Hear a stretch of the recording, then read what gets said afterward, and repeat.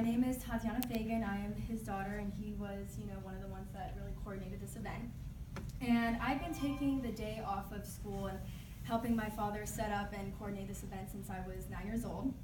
And I'm currently a senior in high school, so yes, that means I'm applying for colleges, and I've already done all of that. I'm fulfilling all these scholarships and really just trying my best to make as many memories as possible.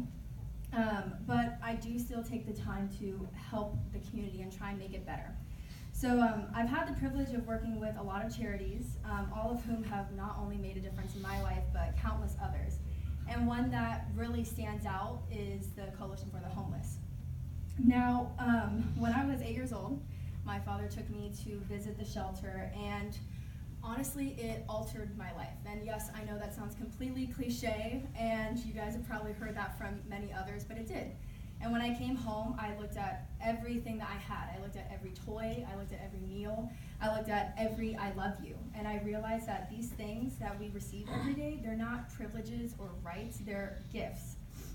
And once, that happened, and once I had that realization, I decided that I wanted to devote part of my life and many, many hours to making and putting together events that would really give back to the community. And so over the years since I was 9, I've been raising money, I've been raising food and toys during Christmas time, and even diapers for the infants at the Coalition. And since I've been doing this since I was in 4th grade, that was when I had my first event.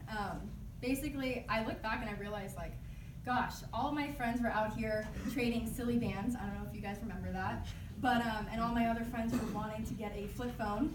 I was literally counting pennies in the library so that I could give back to the community and give back to the shelter.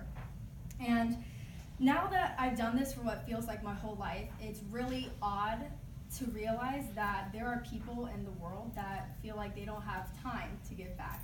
And trust me, I understand. I look at all of you guys, and you guys are hardworking adults. You guys have really demanding jobs. You guys have families. You guys have a lot of things to do. And I'm in the IB program at my school, and it might not sound like nothing, but I've come home many times crying, stressed out. My dad and my mom have had to calm me down and tell me that it's worth it. In the end, there's things that you get and that give you a lot of opportunities in life.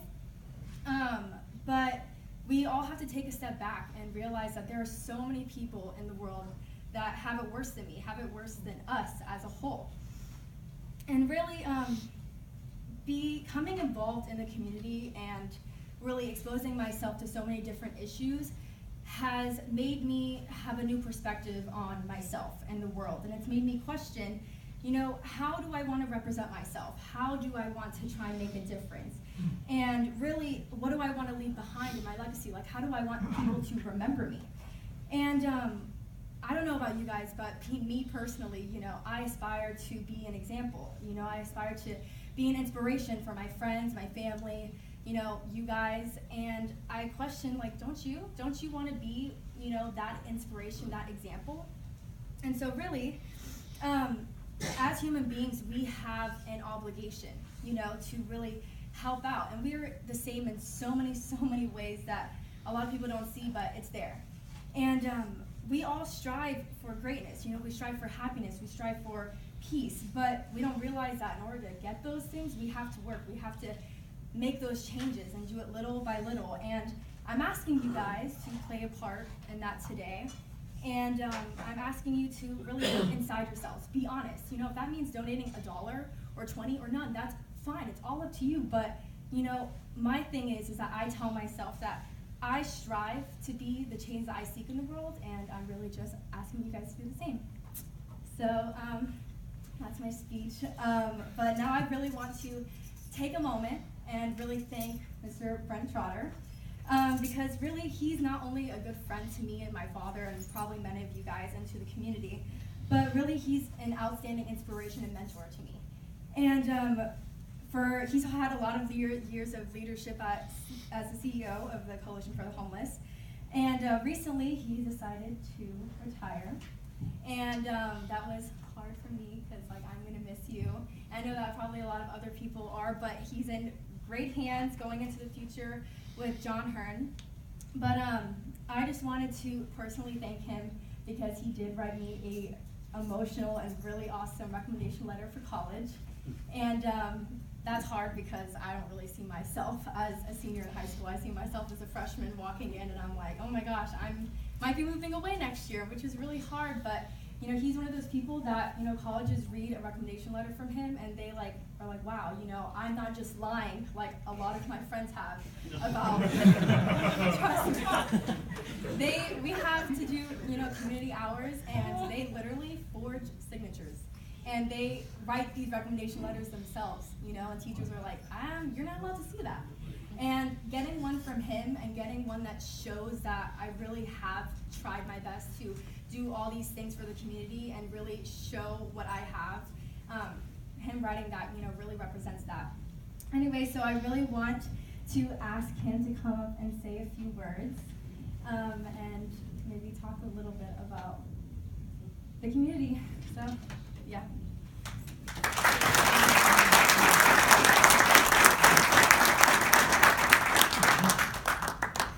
I don't know what to say after that. I mean, I'm speechless. I did, first of all, thank you all for those of you who have served in our military first responders. I owe you a debt of gratitude for your service just because of the freedoms that I enjoy. My personal story goes back to the years of the draft, and I was drafted, but it was the draft was abolished about 3 months before I was supposed to have to show up. So I don't know in divine providence or what that is, but so for those of you that went, I'm extraordinarily grateful for your service. So you say that I inspire you, but I want you to know you inspire many other people. I've known this young lady since she was 8 years old, and her father and I became friends in this community. And this is such a tight-knit social fabric in this community that it actually amazes me sometimes that somehow or another, if we dig deep into the DNA, we just might be related in some way. I don't know. There's people who know each other, and then our paths cross again. But since she was 8 years old, and with her father's leadership, Aaron's leadership, her mother's leadership, volunteered at the coalition. What you all don't know about her is that over these years, she's raised over $10,000 in cash for the work that we do, and for in-kind donations, whether it be diapers or food or things like that. And so it's easy to write a letter of recommendation for a young lady like this. My unfortunate thing is they didn't believe my own letter about me when I went to school, you know, so that I hear you on that. As a matter of fact, she's in the top 10% of her class, but I'm here to tell you I'm what made the top half possible, if you know what I mean. But, you know, this is what really and truly our future is. When young students, young ladies, young men, who early in life catch a glimpse of what it means to be engaged and involved in the community. I think that's comforting, at least to me, to know that the future is bright. She did say what is correct. I've announced my retirement after 10 years at Coalition for the Homeless of Central Florida. My wife and I feel compelled to return to the homeland, which is the great sovereign state of Texas. We've got about a year before we make our way back there. My wife's in medical research and wants to do some final projects before she does that. But I want you to know that Coalition for the Homeless is now celebrating 30 years of its life and its existence in the community and the services that it provides. It's critical to the fabric of who we are as a community. It's critical to those who are in need. The face of homelessness is not what you think it is. It is not the guy on the street corner. It is women, children, and families who are struggling just to make ends meet.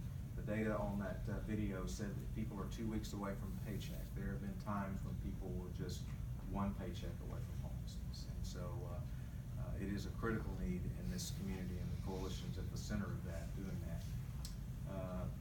I just invite you, encourage you to stay engaged, involved, and giving, and generous in that. And you're going to leave a hole, at least here, while you go to the University of Florida. We've got one at the University of Florida studying architecture. The other 3 went to Florida State. because that's where they could get in. Sorry.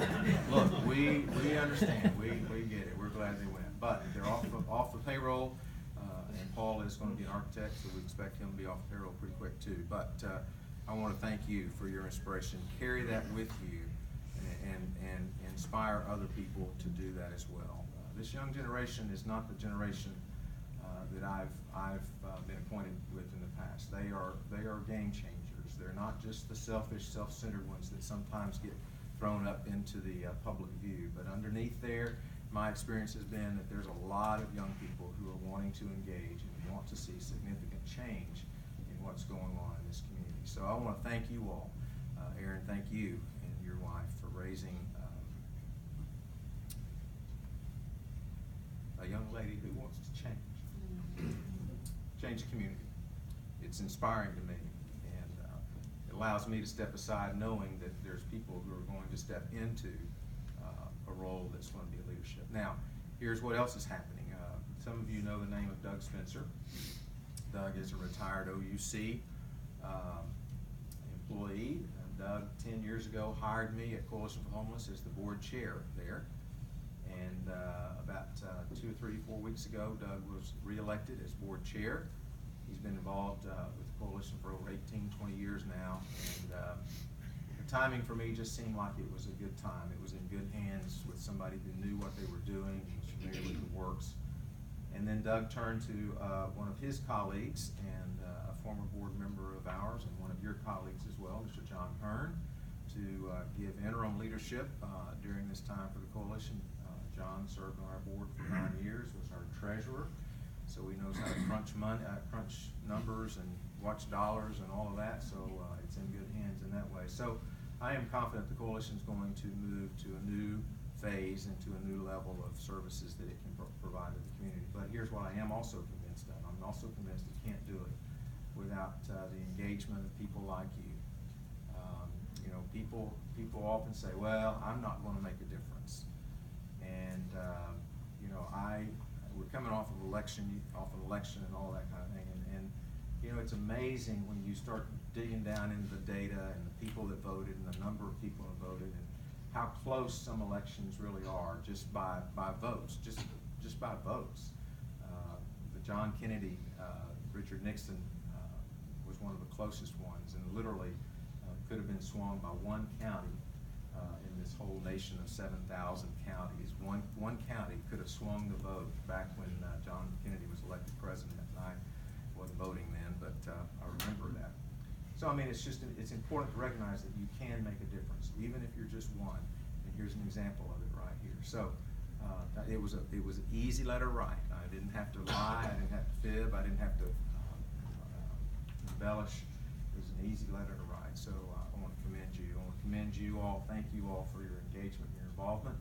And it's the first time I've ever had to work before I ate. So I usually get to eat and then do that. And I used to be in church work for years and years and years. And so people out there didn't eat till I got through. And so I could tell when people started doing this, that was okay. And when they started doing this, that was the time to shut it down. So anyway, so thank you all very much, and we're grateful. So this will be my last year here, unless maybe I come just to eat again. So wish you all the very best in all that you've done. So thank you very much. Come here and give me a quick round.